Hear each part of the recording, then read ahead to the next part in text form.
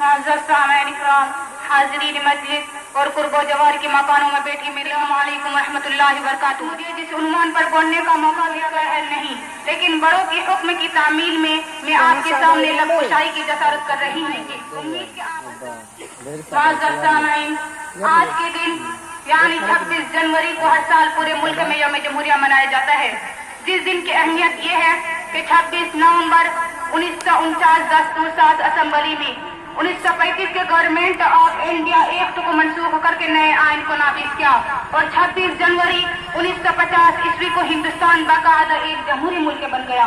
اسی مناسبت سے ہم ہر سال یوم جمہوریہ مناتے ہیں۔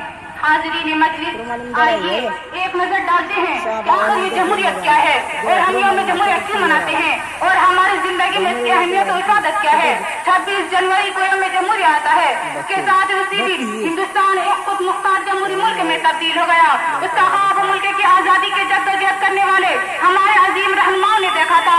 یہ تاریخ جمہوریہ ہند کی حقیقی روح کی نمائندگی کرتی ہے۔ یہی وجہ ہے کہ یہ دن نہ صرف ہندوستان میں بلکہ دنیا کے ان تمام ملکوں میں منایا جاتا ہے جہاں ہندوستانی مقیم ہے۔ سامعین وطن کی، جمہوریت کو انگریزی زبان میں ڈیموکریسی کہا جاتا ہے، جس کا مطلب ہے عوام کی حکمرانی، عوام کی حکومت۔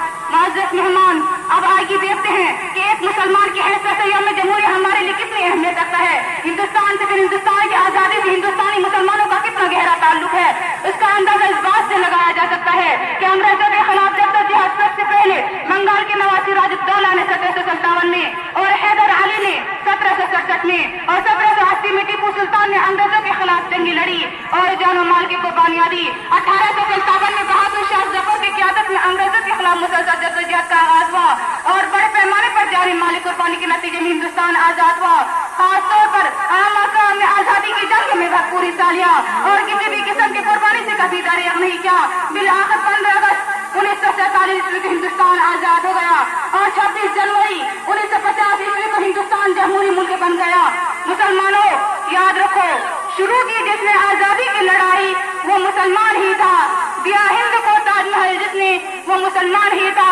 جہاں لہراتا ہے ترنگا آج بھی شان سے، کیا تعمیر لال قلعہ، وہ مسلمان ہی تھا۔ سارے جہاں سے اچھا ہندوں کی تا ہمارا، لکھا جس نے ترانہ ہند، وہ مسلمان ہی تھا۔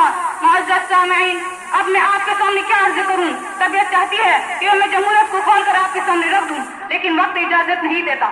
میں کیا کروں، بس انہی باتوں پر اپنی معروضات کو ختم کرتی ہوں۔ اللہ استقامت نصیب فرمائے، آمین۔ ہندوستان زندہ باد، ہندوستان کا زندہ باد۔